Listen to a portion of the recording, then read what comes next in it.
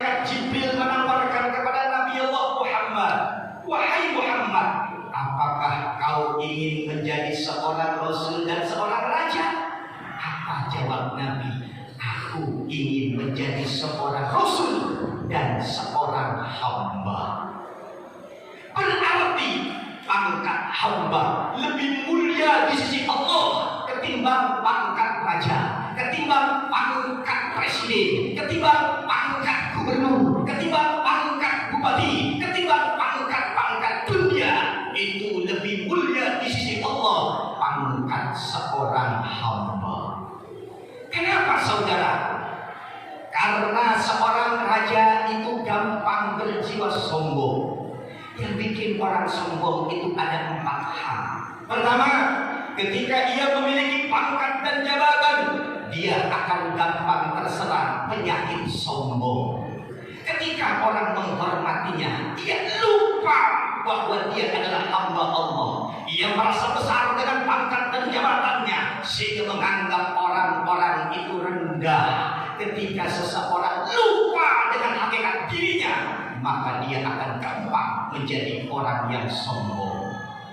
Yang kedua, ketika seseorang memiliki harta dan kekayaan, harta yang berlipat, kendaraan serba yang mengkilat, rumahnya bertingkat, pakarnya kawat, istrinya cantik memikat, kadang-kadang sampai 4. Terkadang mereka lupa dengan hakikat dirinya sebagai hamba Allah. Ia merasa orang lain itu rendah, ia merasa orang lain itu hina, ia merasa orang lain itu kecil karena dia memiliki harta dan kekayaan. Yang ketiga, yang bikin orang gampang sombong, yaitu ketika ia menjadi orang yang pintar.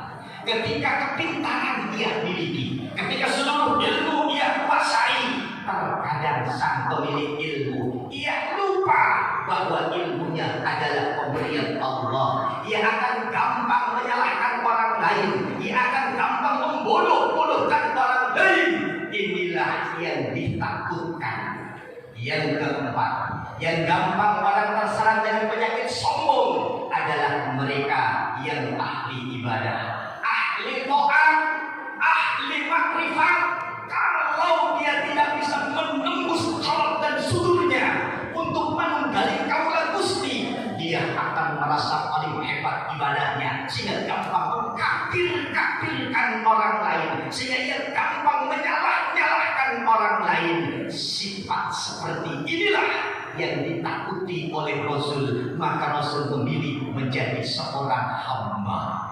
Di balik Rasul, bi'abdihi, beliau menjadi seorang hamba. Seorang hamba yang akan merasa rendah dengan sang Khaliknya. Seorang hamba yang merasa rendah di sisi Tuhannya. Ia punya kelebihan-kelebihan dari Allah. Ia punya pangkat-pangkat titipan dari Allah. Ia punya harta-harta titipan dari Allah. Ia punya ilmu anugerah dari Allah. Ia punya taat karena petunjuk dan hidayah dari Allah.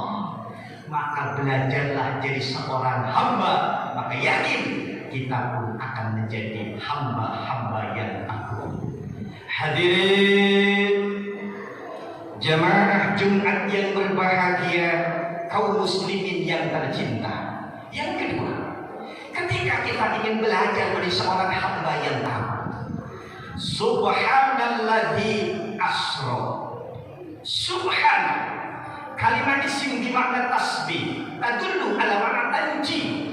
Kalau kita ingin belajar seorang hamba yang agung, kita harus tanji, bisa mensucikan hati ini.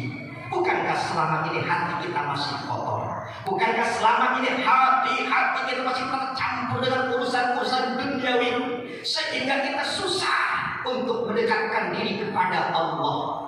Saudaraku, kenapa kita hidup ini resah dan gelisah? Jawabannya, hatinya masih kotor. Kenapa ketimpa masalah dan musibah seakan-akan tidak ada tambatan dan tidak ada pelindung?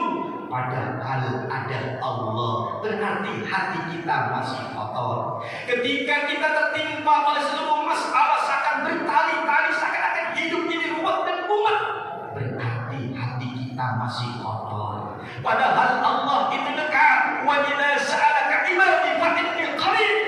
Apa kata Allah? Wahai Muhammad,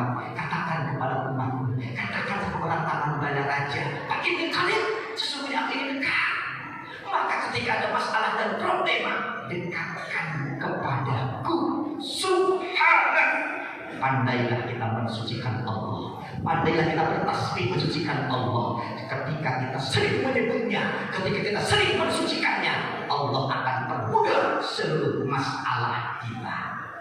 Kenapa masalah tidak pernah selesai? Berarti kita belum bisa mensucikan Allah. Hadirin jemaah Jumat yang berbahagia, kaum muslimin yang tercinta.